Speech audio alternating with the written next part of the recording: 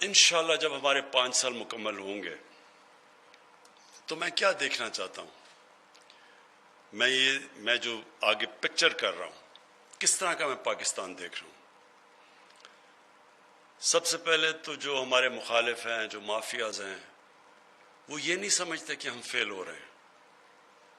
ان کو خوف یہ ہے کہ ہم کامیاب نہ ہو جائیں، کیونکہ پختونخوا کے اندر جب ہماری کمزور گورنمنٹ آئی، کولیشن گورنمنٹ پارلیمنٹری ڈیموکریسی میں بڑی کمزور ہوتی ہے، تو ہم کولیشن گورنمنٹ میں تھے اور پختونخوا میں ایک باری دیتے ہیں گورنمنٹ کو، اس کے بعد دوسری باری وہ نہیں دیتے۔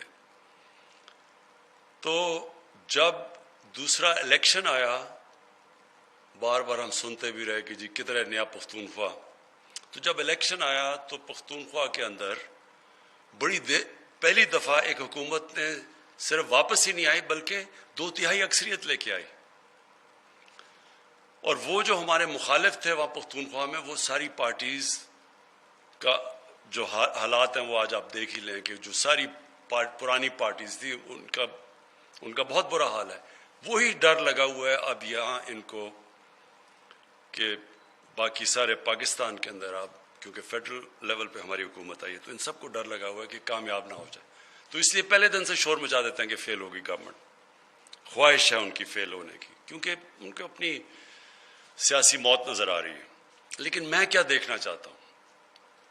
پہلے تو میں یہ دیکھنا چاہتا ہوں کہ 5 سال کے بعد ہمارے ملک کے اندر جو سڑکیں مراد سعید نے جو بات کی ہے بالکل کہ 6000 کلومیٹر کی اب ہمارے منصوبے بنے ہوئے ہیں، لیکن ان علاقوں کی سڑکیں جن میں جو پاکستان کو کنیکٹ کر دے گا، اس میں بلوچستان میں بہت زیادہ سڑکیں کبھی کسی گورنمنٹ نے اتنی سڑکیں بلوچستان میں نہیں بنائی جو ہمارے 5 سال میں انشاءاللہ بنیں گی۔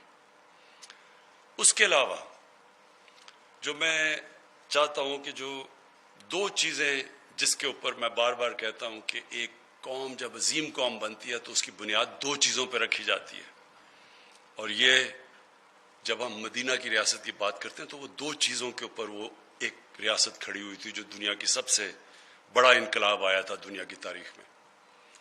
تو ایک تو قانون کی بالادستی، اس مت بڑا سمپل ہے، تحریک انصاف کی تحریک، کہ سب انصاف کا مطلب سب قانون کے سامنے ایک برابر۔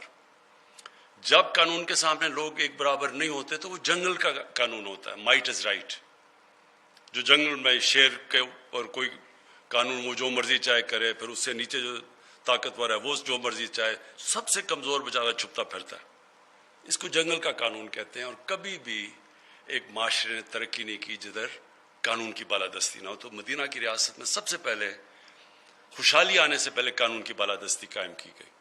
اور یہ جو سارا شور مچا ہوا ہے آپ نے، یہ جو سارے مافیاز، کبھی کوئی مافیا کھڑا ہو جاتا ہے، کوئی بلیک میل کرتا ہے، اس کا صرف ایک مقصد یہ ہے کہ اپنے آپ کو قانون کے اوپر رکھنا چاہتے ہیں، یہ بلیک میل کرنا چاہتے ہیں کہ ہم نہیں تو تمہاری گورنمنٹ گرا دیں گے، لیکن اگر ہمیں این آر او نہ دیے یا پریولیجز نہ دیے یا امیونٹی نہ دی۔ دوسری جس کی وجہ سے قوم اٹھتی ہے وہ ہے انسانیت کا نظام۔ فلاحی ریاست دنیا کی تاریخ میں پہلی دفعہ مدینہ کی ریاست بنی تھی۔ یہ جو 2 چیزیں ہیں یہ بنیاد ہیں، باقی بھی چیزیں ہوتی ہیں، لیکن قوم نے اگر اٹھنا ہے تو اس میں یہ 2 کوالٹیز ہونی چاہیے۔ اس کے بعد وہ آٹومیٹکلی جب قوم کے اندر انسانیت کا نظام آتا تو وہ اپنے لوگوں کی تعلیم بھی دیتی ہے، بچوں کو تعلیم دیتی ہے، وہ سب کچھ کرتی ہے، لیکن سب سے پہلے اس میں رحم ہونا چاہیے کہ کمزور طبقے کو ہم نے اوپر لے کے آنا ہے۔ تو اوپر آنے کے لیے یہ ریکوائرمنٹس ہیں 2 جو کہ مدینہ کی ریاست میں، طاقتور کو قانون کے نیچے لے کے آؤ، نچلے طبقے کو اوپر اٹھاؤ، فلاحی ریاست بناؤ۔ تو میں کیا دیکھنا چاہتا ہوں پاکستان میں 5 سال کے بعد؟ میں یہ دیکھنا چاہتا ہوں کہ یہ جو بڑے بڑے مافیاز ہیں ان ساروں کو قانون کے نیچے لے کے آؤں، ان کو پہلی دفعہ پاکستان میں رول آف لا قائم کریں۔ رول آف لا کا مطلب ہوتا ہے قانون کی حکمرانی۔ جو جنگل کا قانون ہے اس میں طاقت کی حکمرانی ہوتی ہے۔ اگر کسی نے کلاسک ایگزامپل دیکھنا ہے پاکستان میں کیا ہوا، 90 کی دہائی میں 88 میں پیپلز پارٹی پاور میں آئے، آصف زرداری سیدھا پرائم منسٹر ہاؤس، 90 में पीपल्स पार्टी जाती है, Asif Zardari prime minister house से सीधा जेल में करप्शन पे। 93 में नून लीग जाती है, पीपल्स पार्टी फिर पावर में आती है, वो जेल से सीधा प्राइम मिनिस्टर हाउस। और 96 में जैसी पीपल्स पार्टी जाती है वो प्राइम मिनिस्टर हाउस से सीधा जेल में। तो वो कानून की हुक्मरानी नहीं थी, ताकत की। जब ताकत में आओ सारे केसेस खत्म, जैसे ही आप ताकत से जाओ सीधा वापस जेल में। तो ये कानून नहीं है।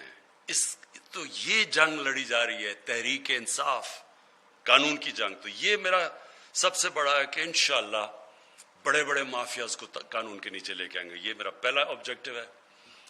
और दूसरा ऑब्जेक्टिव ये है कि जो अपने कमजोर तबके को हम ऐसा उठाएंगे जो कभी पाकिस्तान में पहले नहीं उठाया। मसलन सबसे ज्यादा प्रॉब्लम होता है लोगों को जब एक गरीब घराने में बीमारी होती है, और फिर कानून के अंदर जो हमने कोशिश कर रहे हैं कि आ गया पख्तूनख्वा के अंदर, तो आ गया सिविल प्रोसीजर कोड को चेंज करके उसमें इस्लाहत की हैं। पंजाब में आने वाली है थोड़ी, उसमें इस वक्त कहीं अदालत में चैलेंज हुआ है। कोशिश ये है कि अब ज़मीनों के केसेस हैं वो 50-50 साल लग जाते हैं, तो ये नया सिविल प्रोसीजर कोड के से 1 साल के अंदर केस का फैसला होना पड़ेगा। तो इससे भी एक बहुत बड़ा इनकलाब आएगा जो अब तक नहीं आया। तो इंसाफ मिले लोगों को, आम लोगों को तालीम मिले और एक मौका मिले उनको ऊपर आने का।